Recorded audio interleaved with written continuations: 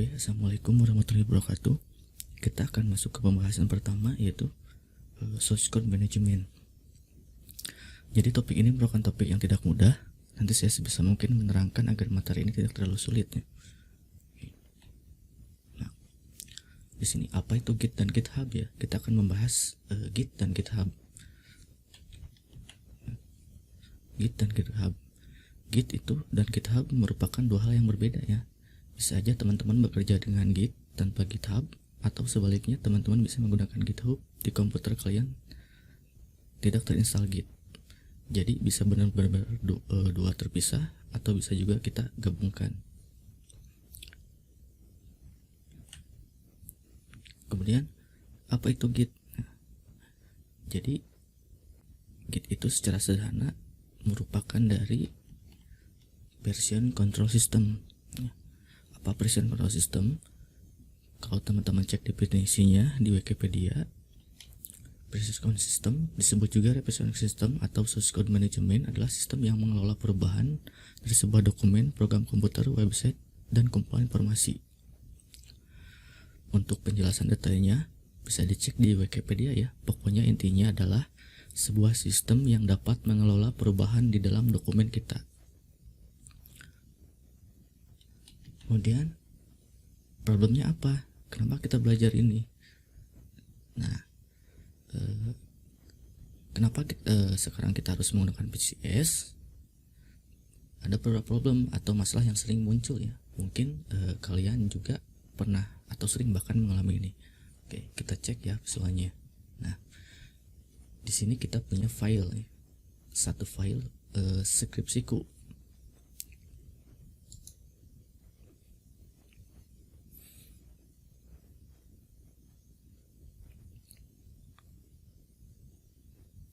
Nah, bisa dilihat ini adalah cara kita secara manual untuk mengelola versi dari file kita. Ini pasti kita sering lakuin, baik dokumen atau source code kalian disimpan dengan folder-folder yang berbeda ya, dengan nama file yang berbeda pula. Ini version controlnya manual, belum dikelola dengan menggunakan PCS. Jadi bisa dilihat satu file banyak yang berbeda ya, dari revisi 1, 2, 9 sampai final. Nah, itu PCS nya belum menggunakan version control. Nah, kemudian dengan menggunakan PCS ini tidak terjadi lagi karena pengelolaannya dilakukan cukup baik menggunakan PCS. Dan problem pertama adalah itu, kita kesulitan membuat versi untuk file kita.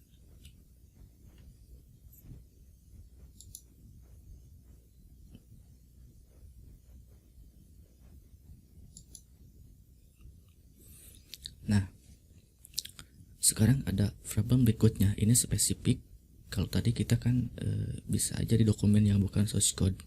Kalau ini misalnya mau bikin software, program, aplikasi, ceritanya kalian ngoding sendiri. Misal bikin website, ngerjain front end-nya sendiri, back end-nya sendiri, DB-nya sendiri.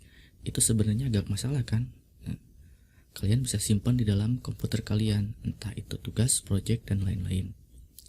Nah, nanti akan menjadi cukup merepotkan ketika kalian bekerja tim.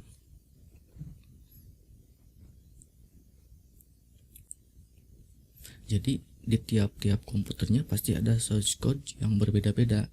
Nah, nanti akan cukup repot ketika mau digabungkan menjadi satu.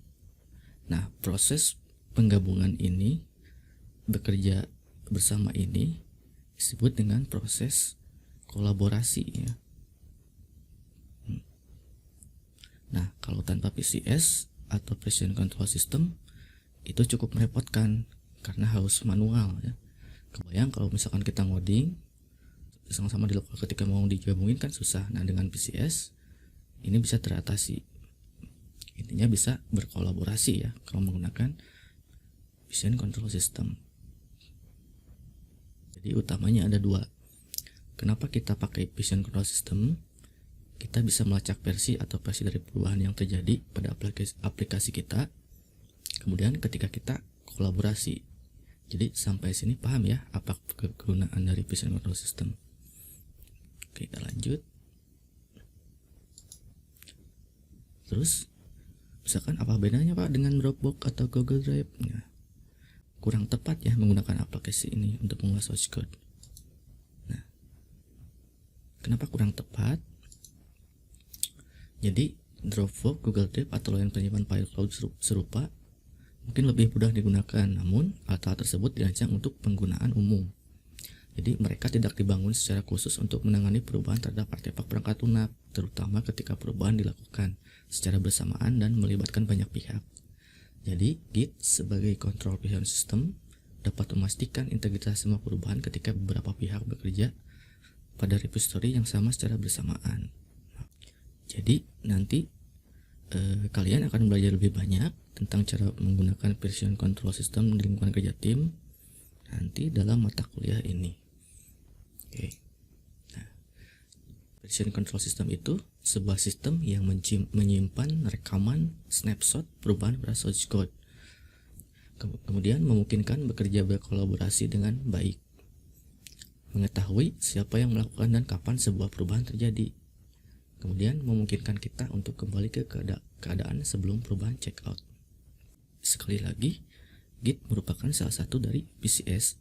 Nah, ini ada beberapa version control system yang sering dipakai ya di dunia programming. Ada Subversion, CPS, Concurrent Version System, Mercurial, dan Git. Tapi yang paling terkenal dan paling hits sekarang yang sering dipakai itu adalah Git.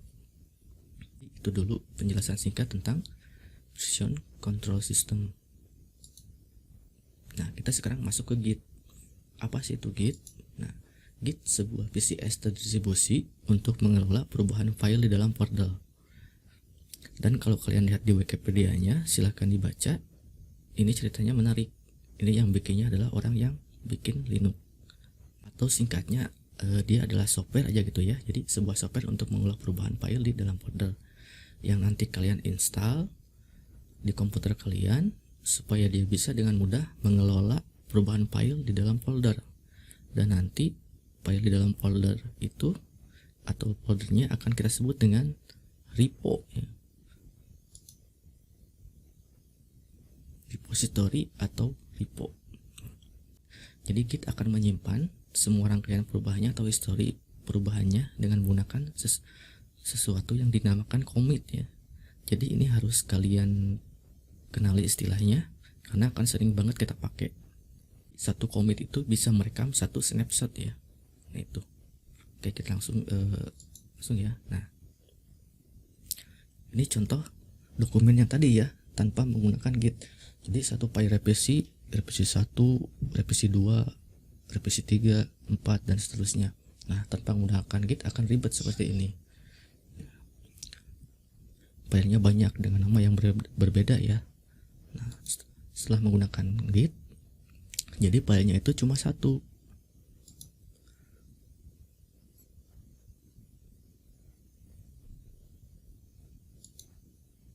Misalkan, nah ini, jadi cukup satu ya filenya. Misalkan pertama mulai mengerjakan bab 1. Yang kedua, komit kedua itu menambahkan latar belakang. Yang ketiga, memperbaiki analisis, kemudian menghapus teori yang tidak relevan dan seterusnya. Jadi filenya cuma satu. Jadi Git cukup pintar untuk menyimpan histori perubahannya yang tadi kita sebut dengan commit. Jadi ini adalah commit ya. Kalau teman-teman lihat yang titik ungu itu kita anggap sebagai commit. Berarti kita sudah melakukan beberapa commit di sini. 5 kali ya. Di commit pertama kita mulai mengerjakan bab 1. Commit kedua ini dan seterusnya ya. Jadi tetap filenya cuma satu ini dengan menggunakan Git. Sama nanti kalau kita diterapkan dengan di source code program ya. Sekali lagi Git cukup pintar ya untuk menyimpan histori perubahannya yang tadi kita sebut dengan commit. Tuh.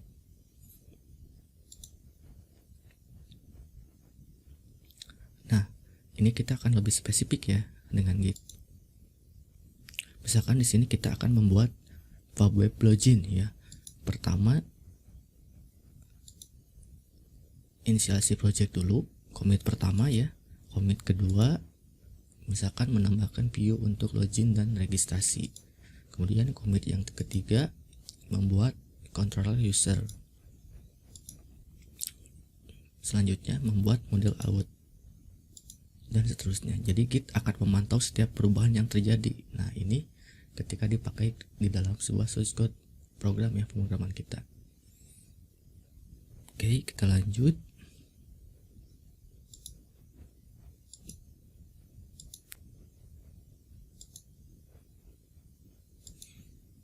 Sama ya.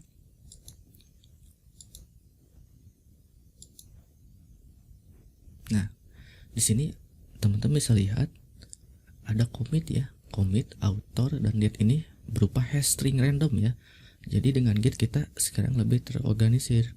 Misalkan ketika kita bekerja proyek, oh tadi siapa nih yang lagi commit terakhir? Nah, teman-teman bisa cek di sini commitnya berapa, berbentuk hash string ya, random. Kemudian autornya siapa, bisa dilihat. Date-nya apa, tanggalnya berapa dia commit terakhir. Kemudian apa yang dia commit, oh dia commit membuat control user. Jadi dengan Git sekali lagi sekarang lebih terorganisir. Jadi kita tahu perubahan-perubahan yang dilakukan oleh misalkan teman-teman kolaborasi kita. Oke, kita masuk ke Git repo ya. Jadi rencananya di sini ada sebuah repo. Ada sebuah repo yang sudah dilakukan commit 3 kali ya. 3 kali.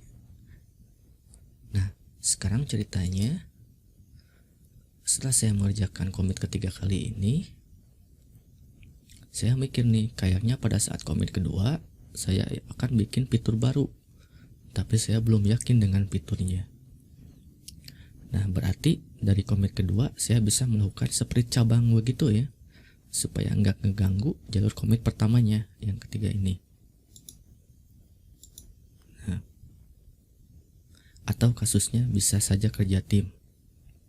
Saya ngerjain commit yang di tengah, misalkan teman kalian ngerjain fitur yang lain dalam satu repo yang sama.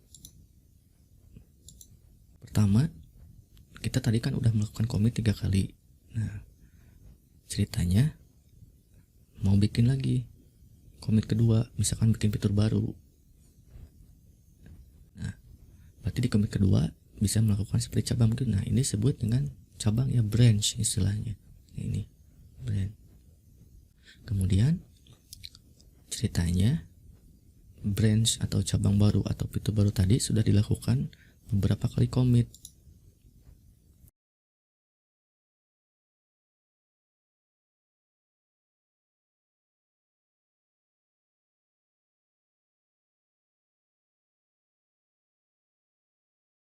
Ternyata fiturnya mau dipakai, berarti nanti fiturnya akan kita tanam di masternya ya. Nah, proses penggabungan ini menggabungkan 2 branch ini kita sebut merger ya, merger. Nah, itu adalah beberapa istilah Git yang harus dipahami. Semua yang kita lakukan tadi, membuat branch, bikin merge di dalam komputer kalian sendiri, asal syaratnya komputer kalian harus terinstall software Git ya. Nah, kenapa tadi saya bilang di awal bisa memisahkan antara Git dan GitHub? Oke, kita langsung masuk ke GitHub. Apa sih itu GitHub? Jadi simpelnya gini, GitHub adalah layanan cloud untuk menyimpan dan mengelola project repo Git. Nah, ini contoh halaman GitHub-nya. Atau istilah kerennya adalah Instagramnya para programmer ya. Nah, itu menurut saya.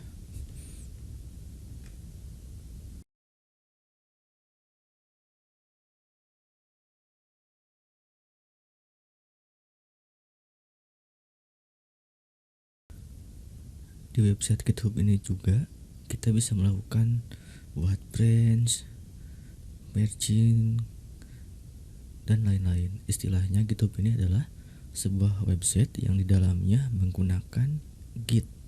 Tapi kerennya gini, kalian menggunakan GitHub online, tapi di komputer kalian install Git. Nah, di sini baru terasa banget manfaatnya. Oke. Pertama, proses pengirimnya bisa kita sebut push ya. Nah, push ini adalah proses mengirim. Bisa kita sebut dengan push. Yang kedua, sedangkan untuk proses mengambilnya kita bisa sebut dengan pull. Jadi di sini kita bisa push project kita ke GitHub atau istilahnya mengupload ya, atau kita bisa menarik source code kita yang di GitHub ke lokal komputer kita. Kemudian yang ketiga yang di push dan di pull itu adalah apa? Commit ya. Jadi kita setiap perubahan di sini di lokal commit push ke repo. Nah, seperti itu. Jadi ini adalah workflow menggunakan Git. Semua ini ada syaratnya. Si GitHub ini harus menjadi sesuatu yang disebut remote. Repo lokal nyambung sama yang di GitHub, jadi itu workflow menggunakan Git. Nah, kemudian maksud clone di sini apa? Jadi nanti ketika Anda membutuhkan source code di GitHub, Anda bisa mengclone source code tersebut masuk ke lokal repo yang ada di komputer teman-teman. Dengan analogi barusan akan bermanfaat saat kita berkolaborasi ya.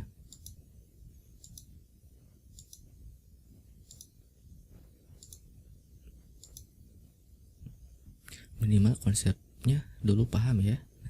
Kemudian ada layanan lain selain GitHub, ada Bitbucket dan GitLab ya. Nanti setelah teman-teman pelajari GitHub sendiri nanti akan terbiasa menggunakan, kalau misalkan mau coba boleh silakan di GitLab ya, atau Bitbucket. Nah itu sama. Oke, kita masuk ke recap ya. Jadi version control system itu apa? Sistem yang menyimpan dan mengelola rekaman perubahan dari source code. Kemudian Git itu apa?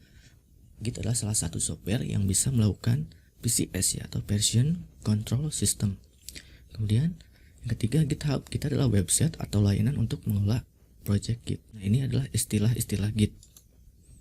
Pertama repo, folder project kita yang di lokal atau yang di folder remote ya. Kemudian commit, rekaman atau snapshot dari repo kita yang tadi, yang ilustrasi tadi. Ketika kita membuat perubahan suatu kode program, kita harus melakukan commit ya. Nah itu.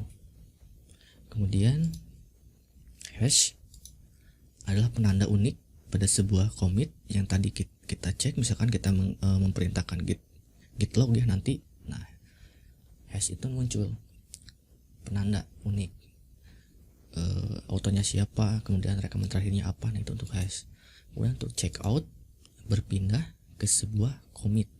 Kemudian branch, nah cabang bebas dari sebuah commit. Nah ini pengertian untuk branch yang tadi ya, kita akan membuat cabang di repo kita. Nah, kemudian merge adalah menggabungkan branch. Jadi ketika misalkan nanti program kita membuat fitur baru, ketika mau digabungkan, nah istilah penggunaan itu adalah merge ya. Kemudian remote, sumber yang memiliki repo. Nah, remote itu adalah repository yang ada di GitHub. Nah itu namanya remote ya, istilah-istilahnya. Kemudian clone itu mengambil repo dari remote. Jadi misalkan seperti yang tadi, kita mau nge-clone source code yang ada di GitHub, nah itu istilahnya namanya clone. Kemudian push, mengirimkan commit ke repo. Nah, kemudian pull, mengambil commit dari repo. Jadi kita tadi seperti tadi, push itu mengirimkan kode kita dengan menggunakan commit ke repository yang online. Kemudian pull itu mengambil commit dari repository yang online ke lokal komputer kita. Nah itu, dengan definisi ini mudah-mudahan teman-teman bisa paham dengan Git dan GitHub. Ini untuk tugas teman-teman buat akun GitHub ya di github.com, kemudian nanti pok repository sesuai repository ke sana. Nanti saya sudah sediakan untuk penjelasan lebih lengkapnya lagi, ada di learning ya. Setelah Anda membuat akun GitHub, kemudian fork repository yang sudah saya sediakan, kita akan masuk ke GitHub workflow ya, cara berkontribusi di proyek. Nanti untuk panduannya sudah sediakan, tinggal dibaca aja ya nanti.